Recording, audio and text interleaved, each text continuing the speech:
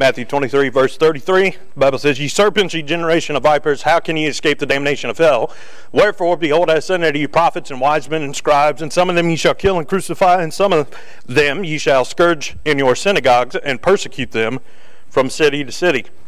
Now, this is Jesus talking in this passage. You go back and read. We don't have time to read all of chapter number 23. But in this passage, he's talking to the scribes and Pharisees. Okay? In fact, you can go back into verse number 27, verse number 29, a whole bunch of other ones where it's talking to scribes and Pharisees. Okay? John the Baptist twice, one in the book of Matthew, one in the book of Luke, called the Pharisees a generation of vipers. Jesus, once more in the book of Matthew and also once in the book of Luke, called the Pharisees a generation of vipers. So 5 times in our Bible we have a recorded account where Jesus, or God's man, refers to the Pharisees as a viper, okay, generation of vipers. Okay, now what were they meaning in that statement? He's not literally calling them a snake. They were a human, but that phrase, a generation of vipers, by definition, means a wicked, cunning, malignant individual. Okay? Wicked, that's pretty easy to understand. Not godly. Okay? Then we've got malignant. Okay? If you have a biopsy, you want to hear that it comes back benign, not malignant. Benign means it's not going to do you any harm. Malignant means that thing's going to cause some trouble unless we get that thing out. Okay? Something meant or with an intent to cause harm. Okay, then finally, cunning. Okay, whenever you read in the Bible where someone is as a serpent, it means that they are cunning. Okay, these men were not ignorant. They didn't just go about saying whatever they wanted to, whenever they wanted to. Keep in mind, these men had, throughout the ages, taken God's people and God's tabernacle or temple and turned it into their temple. Sure, they still came and worshiped God. They still told people that you have to keep the law, you have to do this, you have to do that. But what did they want? They wanted the preeminence, as the Apostle Paul wrote about later in the epistles. There are some that just want to be in charge. They want to be first. Okay? That was the scribes and Pharisees of Jesus' day. They didn't care about people's spiritual well-being. They weren't ministers. They were hirelings. They were people that wanted all the attention on themselves because they thought that they were better than anybody else. Well, you don't get that position by telling everybody else, we're better than you and we deserve to get here. Okay? They were cunning about it. They had the rest of the people hoodwinked until Jesus and John the Baptist showed up and started preaching against it. Okay? Jesus came and he said, hey, don't worry about the law. Grace has come. Right? You got to be saved through grace. The law was meant to show you that you weren't perfect.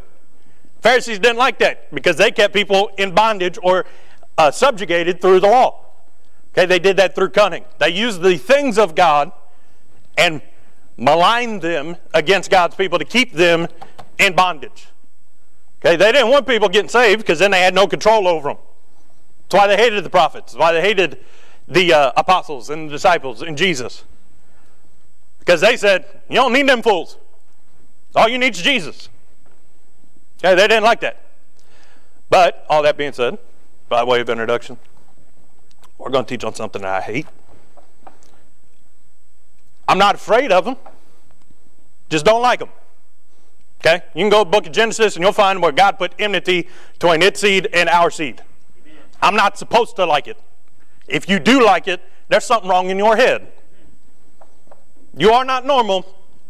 Pray and hopefully God can fix it. Okay?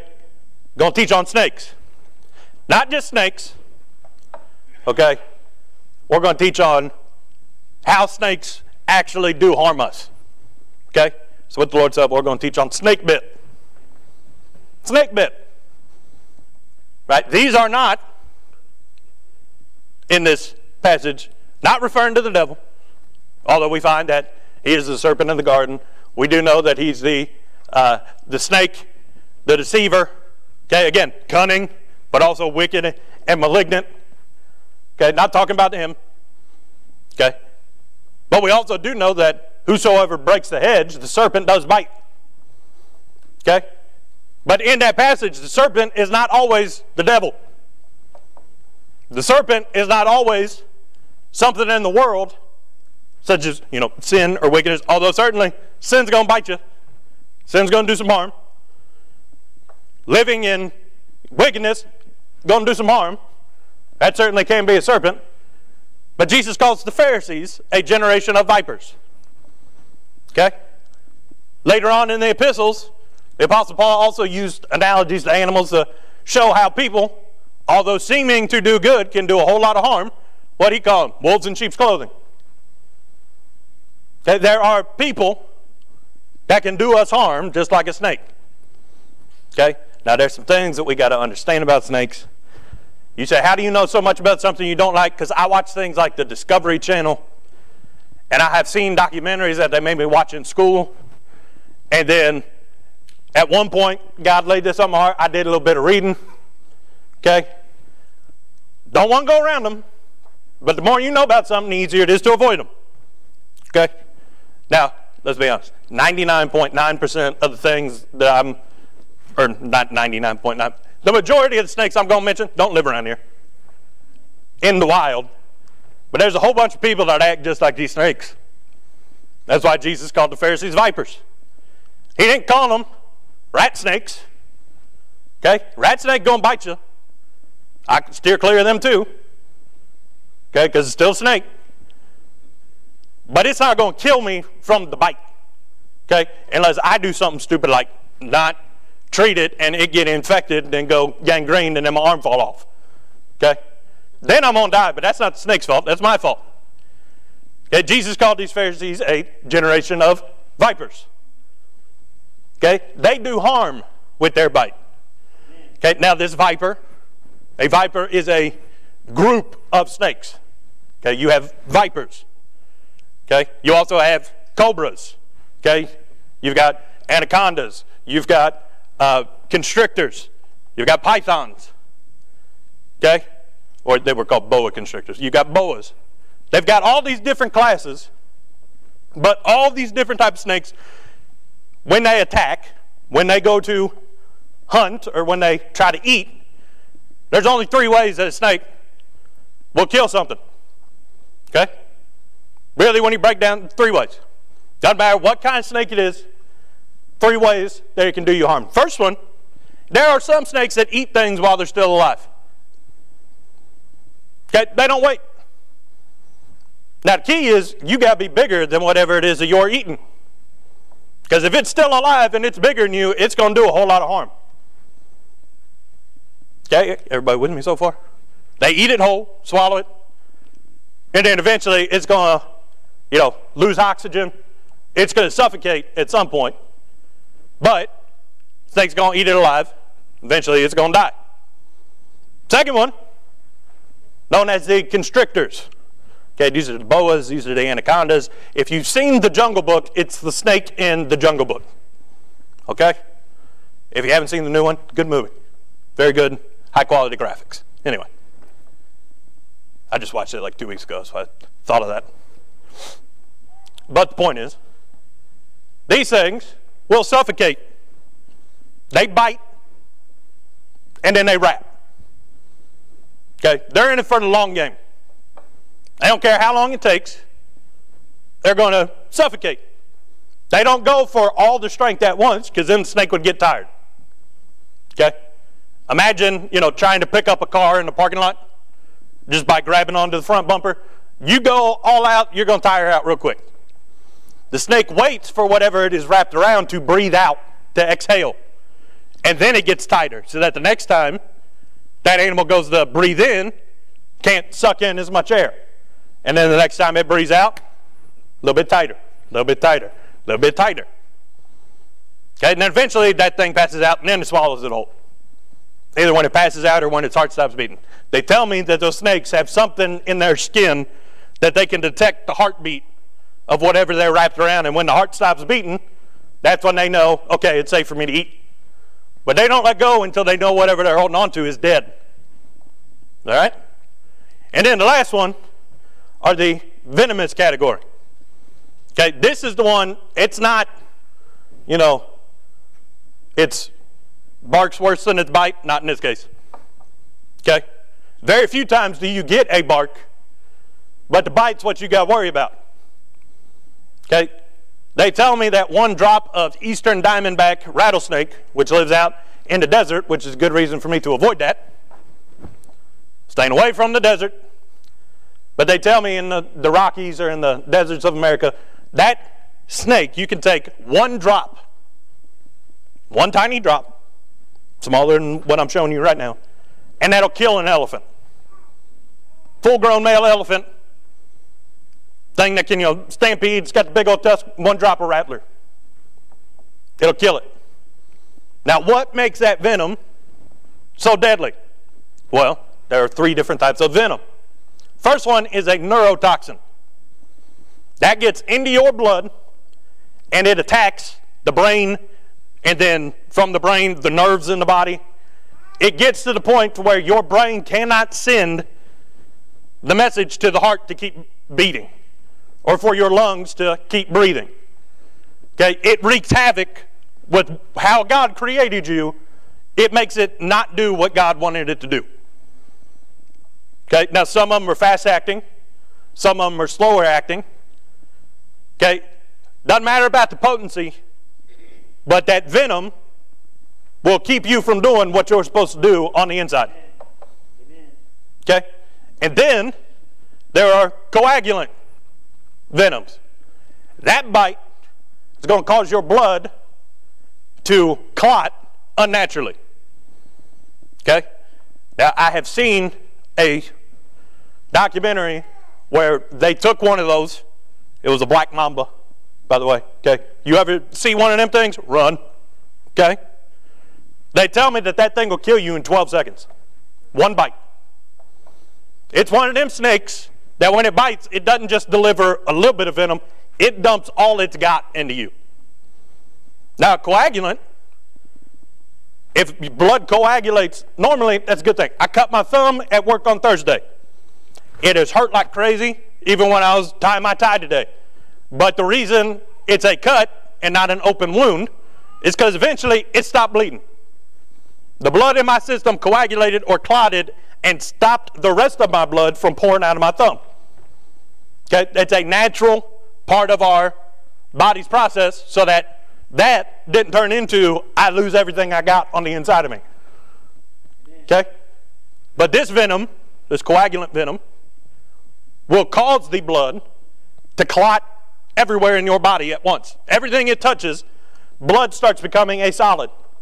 And they took like one drop of that black mamba venom, put it in a jar of, I think they said it was pig blood, and within about 12 seconds, all that blood turned into a solid. It went from a liquid to, it looked like a big piece of Jell-O. Okay, except it was harder. They started poking at it and you couldn't move the thing. It'll keep the very blood in your veins from pumping. Okay, you get a blood clot in the leg, that's called deep vein thrombosis. That'll keep blood from getting back to your heart. You get one in the brain, it's called a stroke.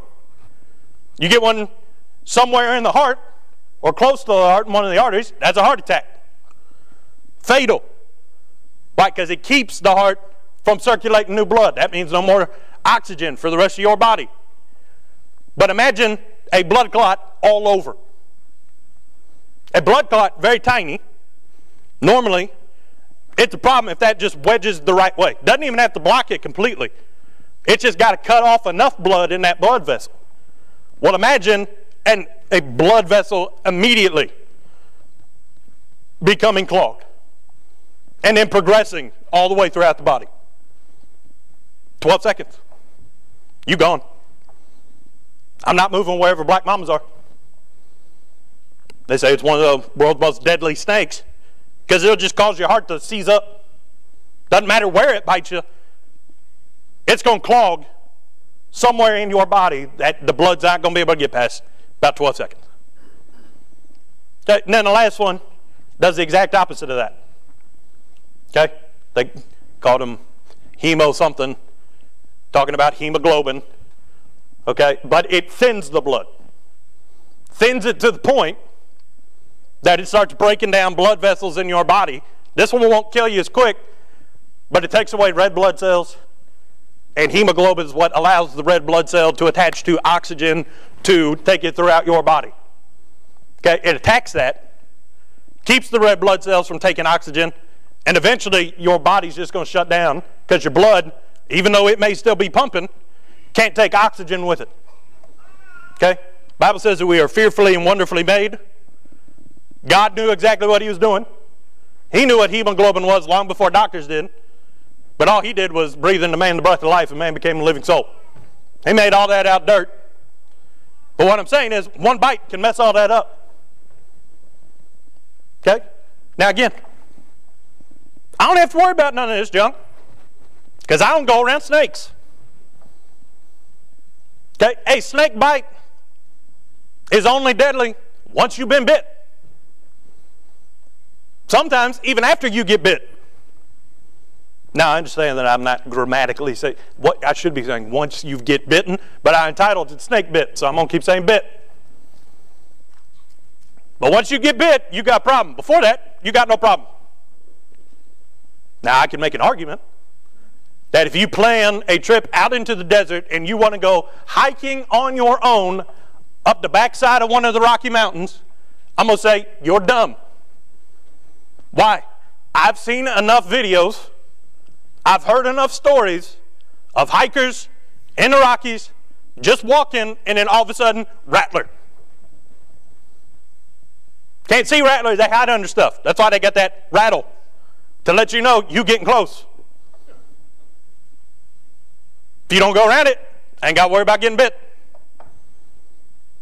There was something on Netflix, it's the 72 most dangerous animals or something like that.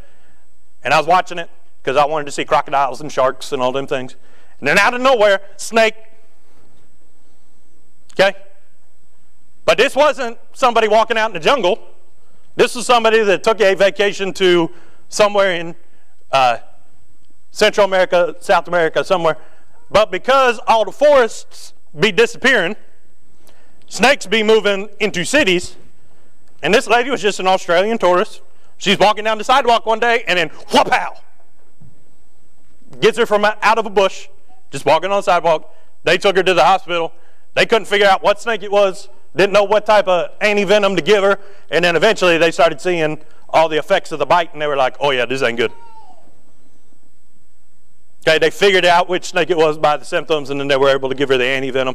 But to this day, that limb that she got bit on, that leg, she got bit in the ankle. But from the knee down, nerve damage, unrepairable. You may survive, but there's going to be some lasting effect.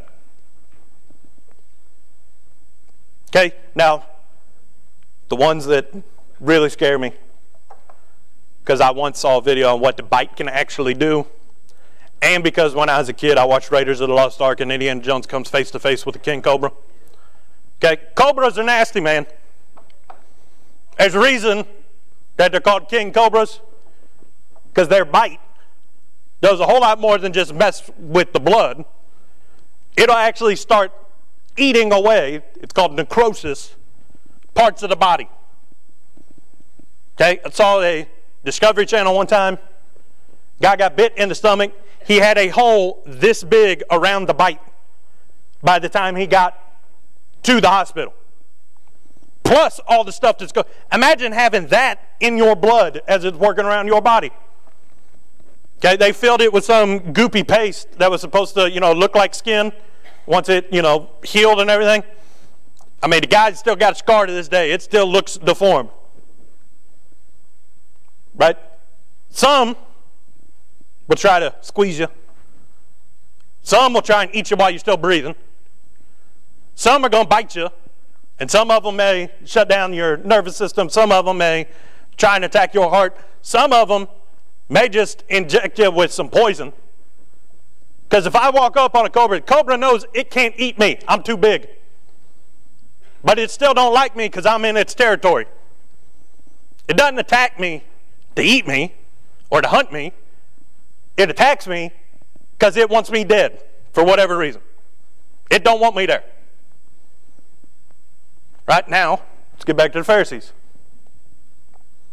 Jesus called them vipers. They're venomous. They cause damage. Right? But why did Jesus call the Pharisees vipers? Well, we know that if somebody has a false doctrine and they believe in a false doctrine, they've been made twofold the child of hell.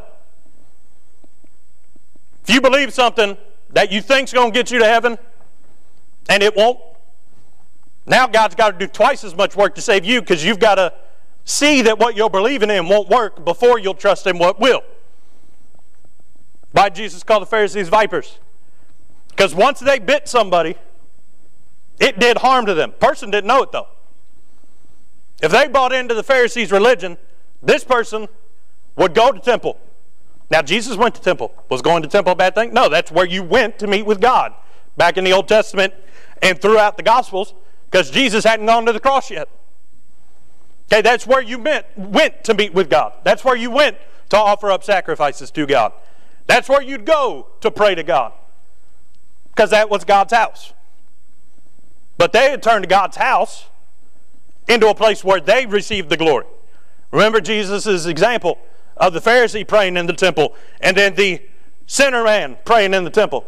Pharisee prayed out loud so that everybody could hear him about all that God allowed him to do. And he praised God that he wasn't like the sinner that was praying over in the other corner. But the sinner's praying to God, smote himself on the chest, saying, Lord, have mercy upon me, a sinner. Jesus said that man walked out having done business with God. The Pharisee got his reward. He wanted people's approval. He wanted people's respect, people's honor. He got it. But in that day, everybody thought that they should be like the Pharisees, because the Pharisees had people's respect and people's honor. And they said, all right, that's what holy is. They're a viper because they've poisoned them with a vision of what is righteousness, of what is holiness before God, and it's wrong.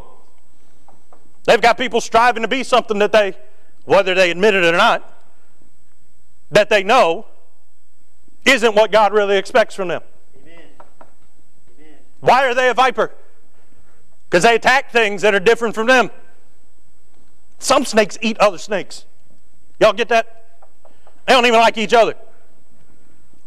They certainly don't like things that are different than them.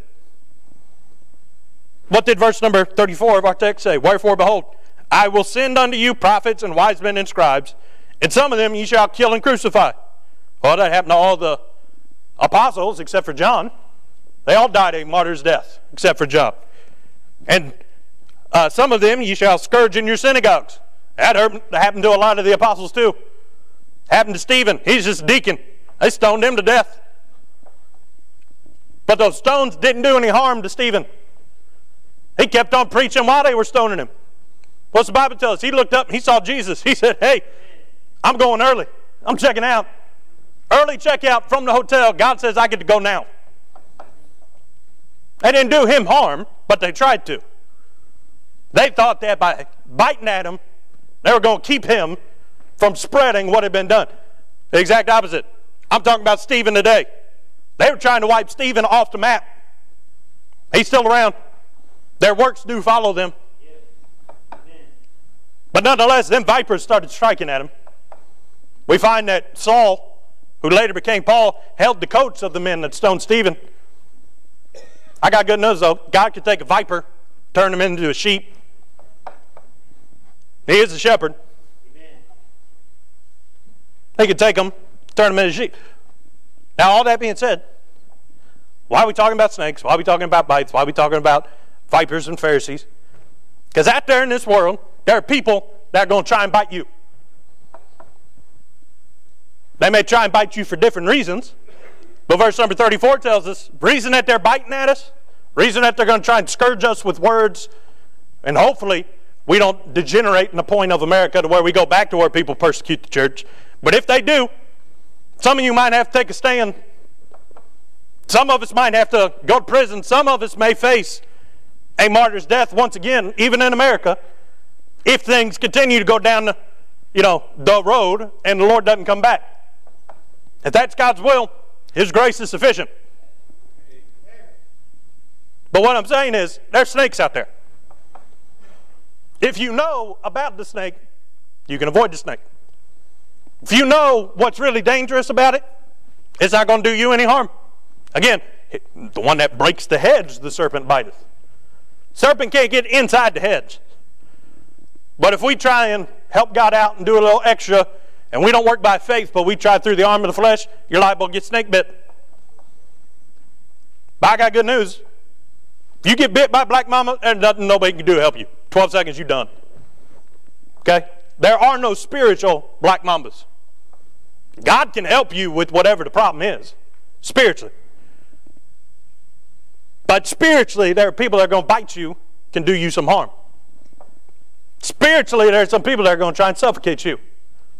Okay, so let's go back to that first group. There are some that are going to try and eat you alive. It's what they did to Stephen. It's what they did to the apostles. It's what they did to the church throughout all history. Today, they're still trying to eat us whole. They're just not doing it with stones anymore or with crosses and crucifixions. Now they do it through a court system. Now they do it through peer pressure or work pressure. Now they do it through regulations and say, well, you know, you can't talk about this at work. You can't talk about this at school. You can't do this. Hogwash. Separation of church and state means state's not allowed to tell the church what to do. I've got evidence. I've got proof. Every court decision ever rendered in America says, well, the church can preach whatever the church believes, but the state can't tell the church what it believes. You want to know why they have that rule?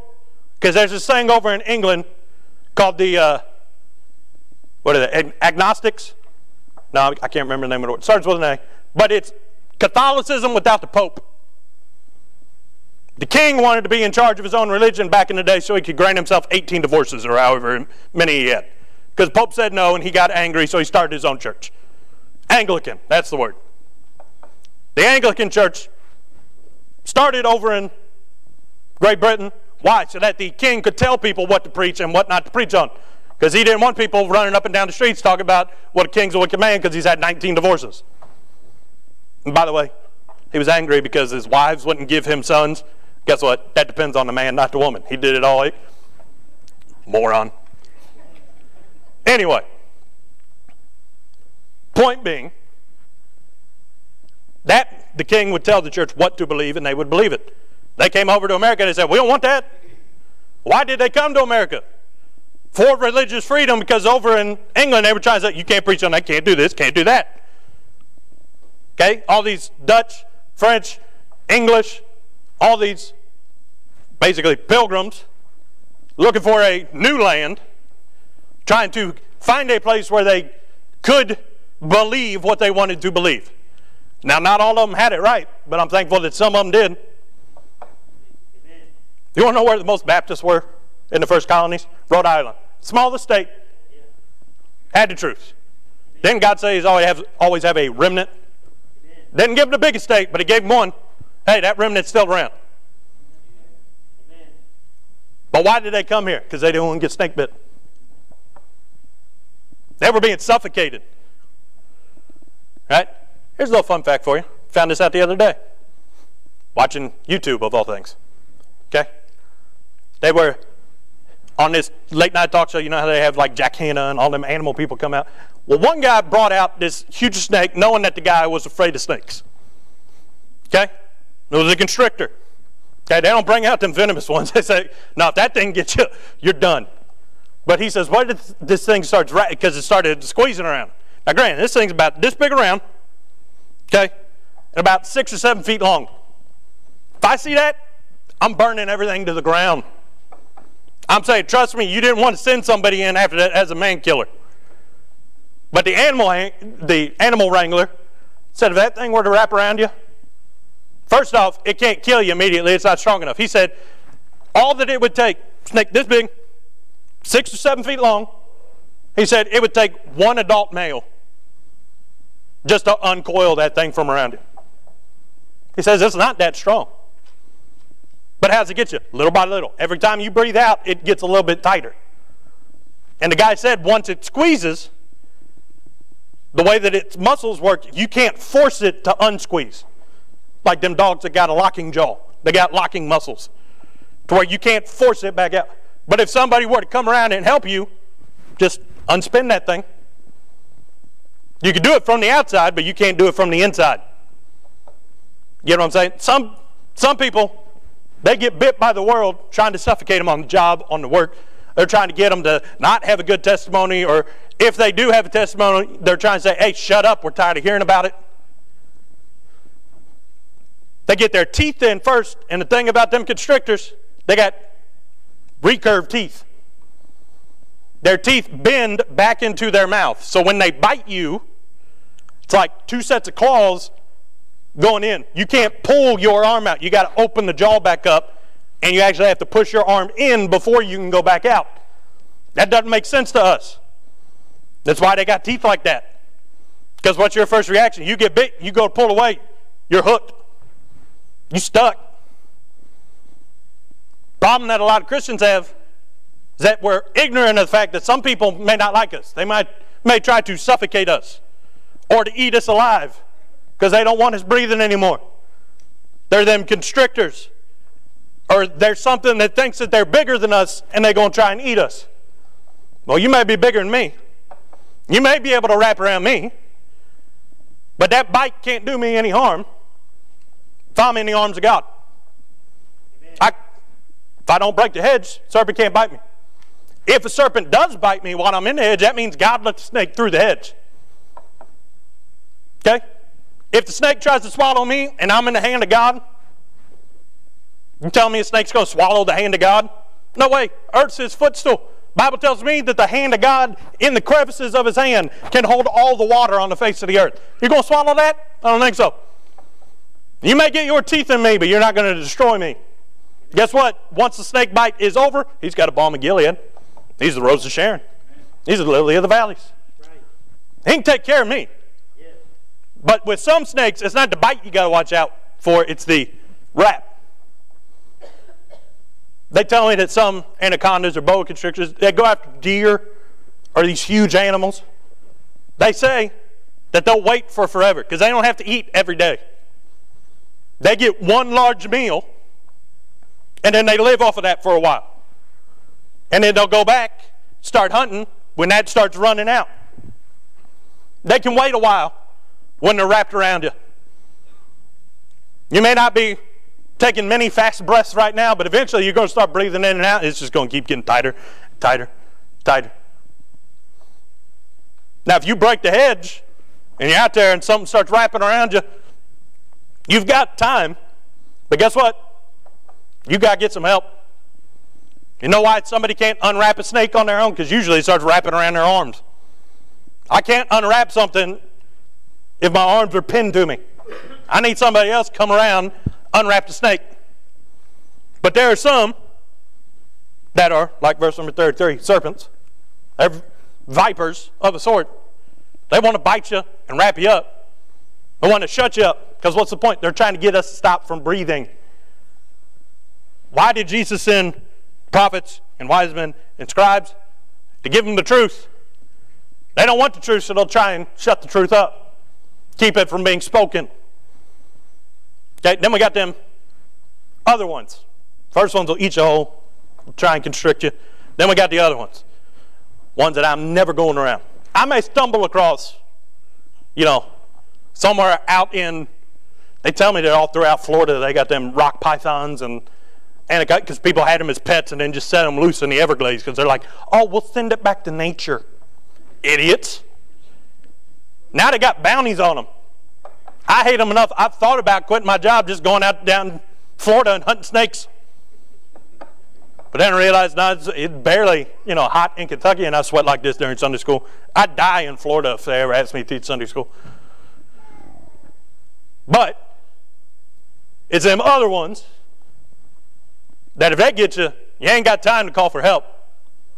They're things that are going to start doing damage. Some of them you may be able to get to a hospital, but if they don't have that antidote, they have to fly it in from somewhere else because they have to do that sometimes. They keep a supply on hand, but if they don't have enough of, or if they don't have the right one, they got to call and see if somebody else has it. You may be out of luck. It may take longer for that to get there than you've got time left. Right? That's the risk that we run with the world. Man cannot serve two masters, to love one and hate the other. Why do vipers spiritually bite people? Because they're trying to kill their spirituality. Amen. The first set were trying to shut people up. They said, we may not be able to change your mind, but we'll be able to shut you up. Sad truth is that most Christians have bought into that logic. Well, we can't say. Says who? They're allowed to say whatever they want. That means I'm allowed to say whatever I want. Doesn't mean that they got to agree with it or like it. And doesn't mean I have to agree with or like what they're saying. But we both got the right to do it. That's called free speech. I don't like that people are allowed to burn the flag, but somebody in the Supreme Court said that people are allowed to do that. I can tell them how much I don't appreciate them doing that, but I can't prevent them from doing that. Okay? The world doesn't agree with that when it comes to Christians. They agree. Everybody else is allowed to say, but you're not allowed to say that. Can't say what the Bible says. Hogwash. But there are some that realize, no, we can't get them to shut up. So we'll just try and destroy them spiritually so that they got nothing to talk about. That's what that venom does. It wreaks havoc on what's on the inside. You may look the same on the outside to everybody else, but you know there's something wrong on the inside. Okay, you got nothing to talk about because what was inside, now gone. Am I saying that the world through a snake bite can destroy our salvation? No, but they can kill your spirituality. They can ruin what it is that you take pride in. Now, whose fault is that? It's my fault because I let something bite me. Again, snake's not a problem if I don't go around it. The reason the rattler has the rattle is back off. If I ever hear that, I'm running.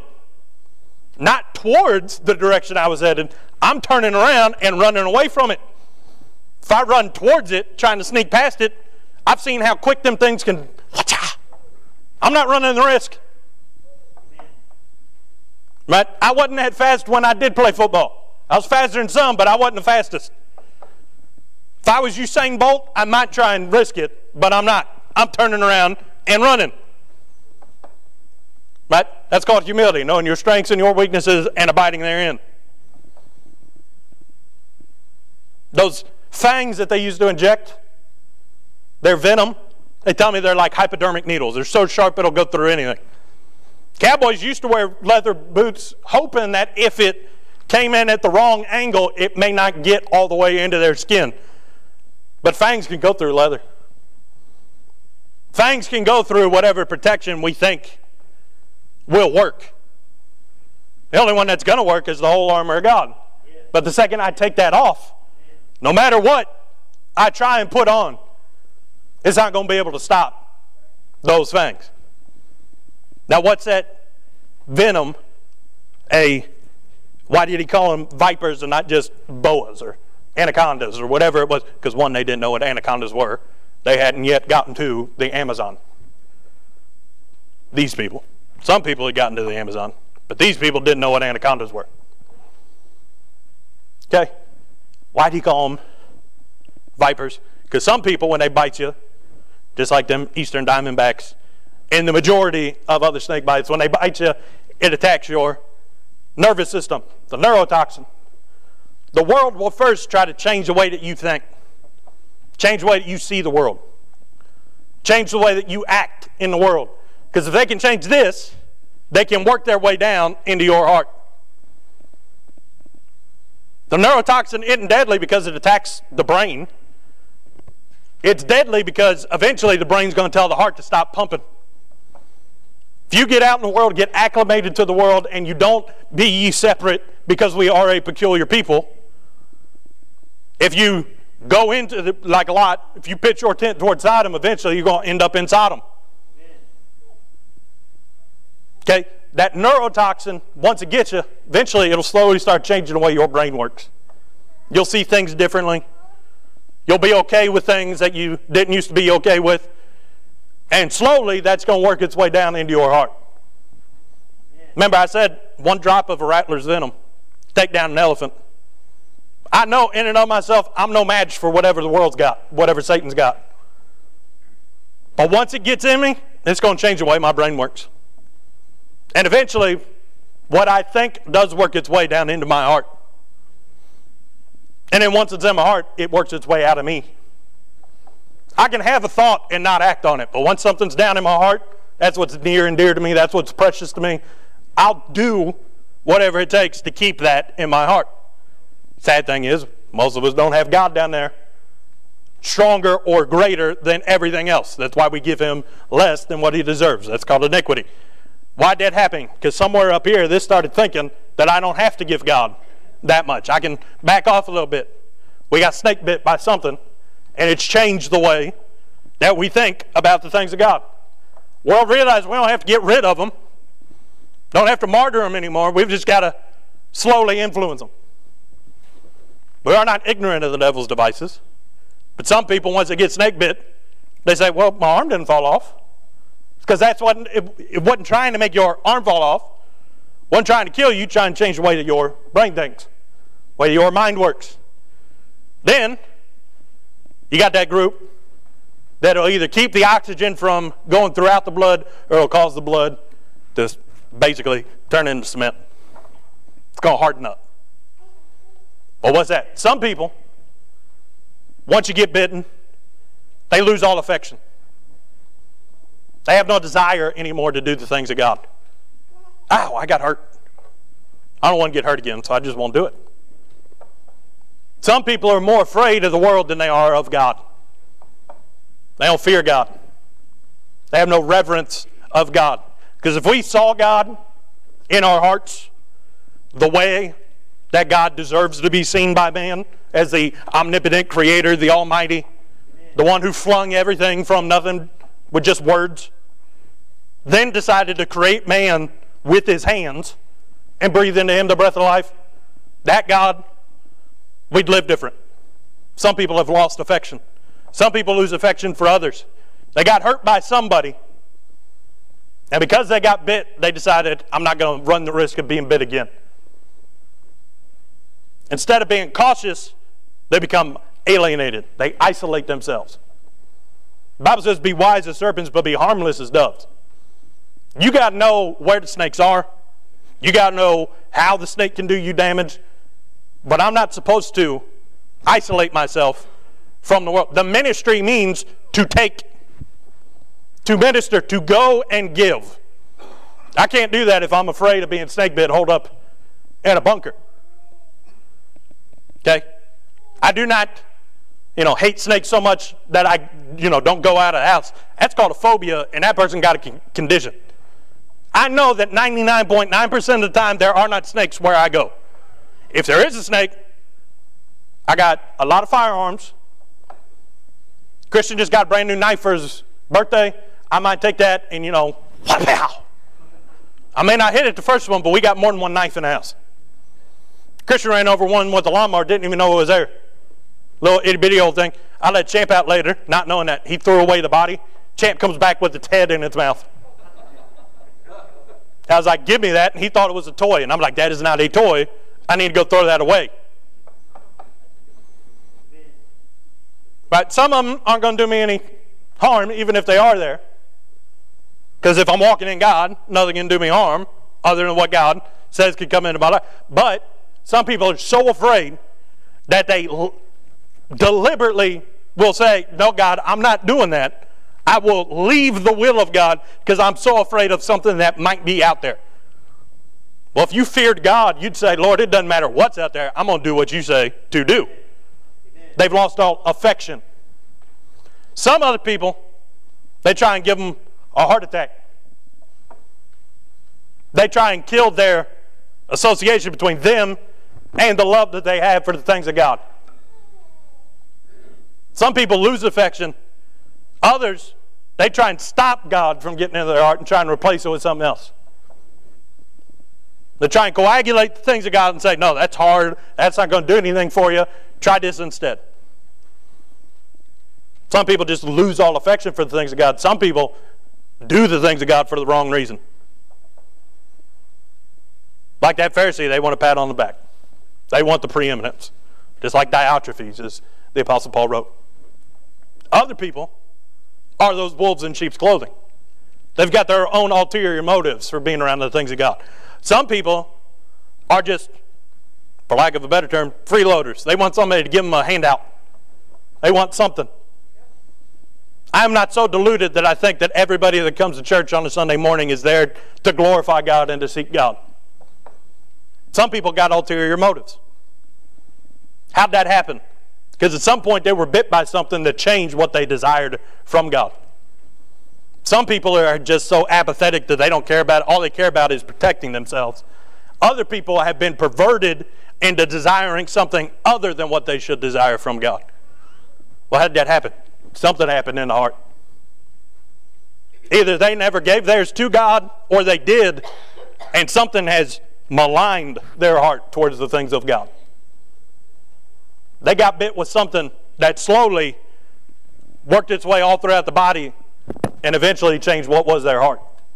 Now it's something different. God's got the antidote for all that. But again, back to the point of the message, why did Jesus call them vipers? Because he wanted everybody else around them to know that's a viper.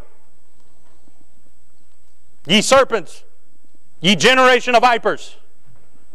Stay away from that crowd. They're going to do you harm. Snake can't bite me if I'm not around the snake.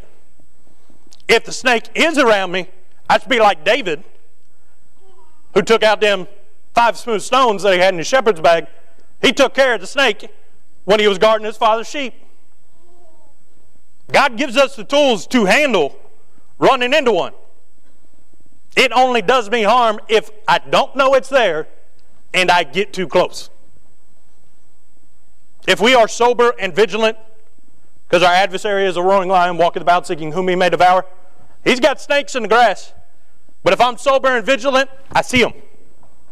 I hear that rattler. And I know that it's there, so I can either avoid it, or if I have to confront it, I stay away. You want to know where a lot of people get wrong? They get too close because they don't think a snake can lunge that far. Snake can lunge 2/3 of its body length. If it's a 6-foot snake, it can go 4 feet away, even if it's all coiled up. They get too close because they don't know about it. I find in here everything that I need to live a life holy before God and how to avoid all the snares of the devil and all the dangers in the world. But some people don't apply this to their heart, and instead, when they go out, they get bit because they went into it unawares. They thought that, well, I'm just going to go do what I think God wants me to do. They don't know that it's what God wants them to do. They break the hedge, and they weren't prepared for the serpent. But if I'm in the will of God, he'll point out all the snakes. They'll say, don't go that way. There's one you can't handle. But if you stay on this path, and you take that sling, or if I take with me the sharp 2-edged sword of the word, I can take care of any snake. But if I don't know it's there, and I get just too close, then it's too late. We got a problem. Before I can go back to doing what I was going to do for God, before I go back to the spirituality that I did have, as soon as that fang enters into my skin, doesn't have to hit a vessel or an artery, once it draws blood and there's contact between blood and that venom, immediately my spirituality starts dying. It's either going to start wrapping around me and trying to suffocate me. It's going to inject that venom, which is going to cause one of them things that we don't want happening. And I'm going to have to get that taken care of before I can go back to being what I used to be. Some people have been snake bit, and all these years, they haven't sought any treatment because they don't think there's anything wrong. They've just become what they are and think, well, I've changed, I'm a little different, but I still want to do the thing. You can't. You got fangs in you still. You've got something wrapped around you that you need to get unwrapped. And people come in and they wonder why they never see change in their life, because some people have been bit, but they've never taken care of it. They're still without emotion. They've still got an affection for the wrong thing, or they've still got something suffocating their spirituality. And they don't realize it. Because that's what the devil wants. He wants people ignorant of what their situation is. And he wants to do it in such a way that he doesn't get the blame for it. They blame somebody else, or they blame something, or they give up some reason, and the devil won't correct you. But all the time, They don't realize whatever that is that they're offering up is why I got bit. That's what's keeping you from having a victorious Christian life and getting your spirituality back on the right track. So, all that being said, don't go around snakes. But if you do, right, if in the cause of Stephen was smack dab in the will of God, he still got snake bit. But his God was bigger than his bite. Paul got bit by a snake, and they marveled at him, thought he was a god because he didn't die from the venom. Why? Because God had already given him the antidote long before he got bit. If you do get bit, right, God's in control. But if walking down, don't go up to a wolf in sheep's clothing. If you're a sheep, you're going to get eaten. If you see one, steer clear of it. But if you don't see it and it bites you, they try and sneak up on you, God's got all of it in control. But don't break the hedge and get bitten, because then there's no protection. Then there's no antidote freely given. You've got to come back and repent before you can get things made right. So avoid snakes like me. Don't get so scared of them that you don't go out. But if you know about them, they can't do you any harm.